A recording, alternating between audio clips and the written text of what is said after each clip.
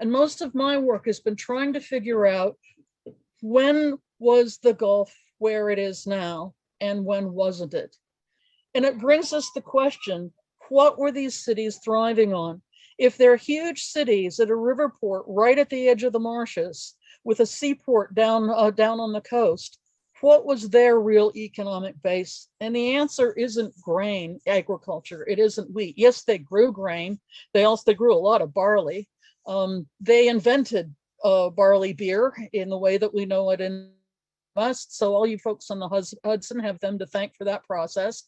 The economic basis for all of this was what we think of as a weed, Phragmites reeds. Phragmites reeds are pictured on cylinder seals and all sorts of glyptic iconography going back to these earliest periods. This reed hut, which is used to house sheep, outside of which are cattle, is accompanied by reed bundles. That's what these are, which are symbols of Inanna, who is the goddess of, among other things, reeds. It gives you an idea of how integrated this is. This is a typical marsh boat. This is the N, or the king, with his cattle and his naked slaves going through the reed beds to visit his outlying sites. Reeds were the primary fodder for all of the livestock. In fact, the chemical composition of these reeds is the same as fairly high quality hay. I could feed this to my horses tomorrow. They love it. They love it absolutely. In fact, reeds were what originally attracted people to Boston and the Boston Harbor. Put things up in the northeastern perspective. Reed country is cattle country. It's grass country. It's free fodder. How much free fodder? 60% of the entire feedstock is reeds. When it's dried and stacked like this, it's known as husab. Husab means hay. That's what it's called. Here's an example of husab being transported down the river, in this case down the Tigris. It's also the major component of construction at the earliest levels of Ur, well before it was a city, when it was not much more than a fishing camp with a little tiny river port. There are houses constructed, guess what, of reed bundles and the equivalent of plaster and lath, that is plastered reed that is used to construct the walls. And more pictures you can see of, there's the sheep again and the cattle again coming out of reed houses. The idea that reed construction is ancient is true. It's at least 6,500 years old that we can prove, but it continued right up until the very near present. And construction can mean anything from a temporary camp, like this picture at top, which is used by reed cutters while they're cutting reeds in order to split them and weave them into mats, which were exported throughout Iraq, all the way as far north as Turkey by the millions up through the 1980s. In fact, community organizations, we can figure out, this is an ishan, so something bigger than a hamlet, not quite a town, but it is a community of, if you will, reed farmers. That is, they raise cattle, sheep, water buffalo. These are the mud brick foundations of reed structures that get built and rebuilt every year. Ishan just means an island, and most of these islands are in fact sitting on top of archaeological sites. In other words, they've been in continuous use for a long time.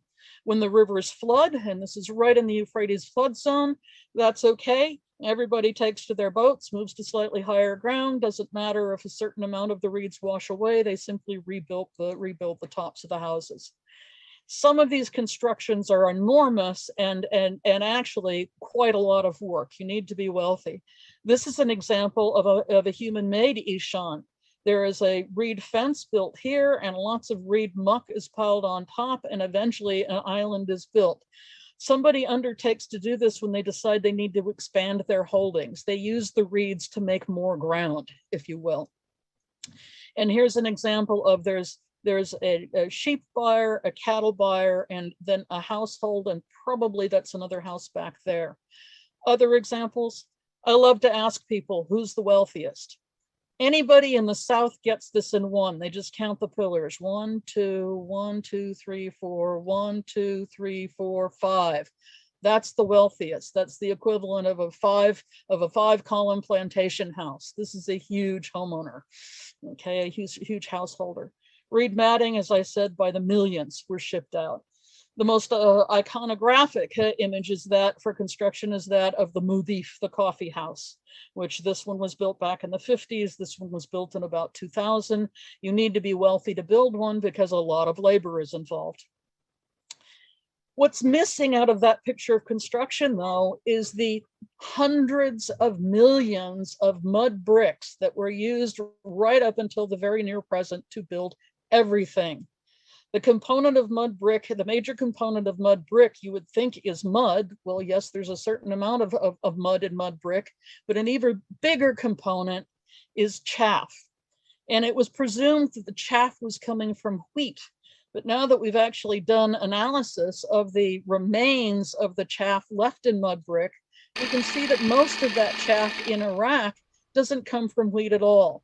It comes from reeds. It is chopped up reed. That is what's left over after you've fed the cattle.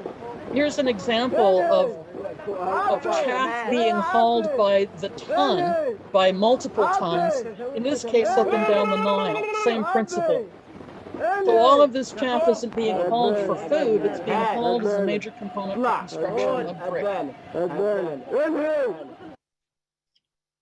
Beyond that is fuel. Now, of course, we think of fuel in terms of cooking, and right to this day, if you want to have mazgoof, which is wonderful head off and split fish, it's put into these framed and grilled over open coal fires, yum yum. And tandoor or tandoor ovens, fairly common throughout the world. The coffee that you'd be served in your mudif. But that's small potatoes compared to the amount of fuel that was necessary to fire all that brick and to fire the literally millions of bevel rim balls that have been found dating back to the early Uruk period, or to the later Uruk period, sorry. So these particular bowls, 5,000 years old.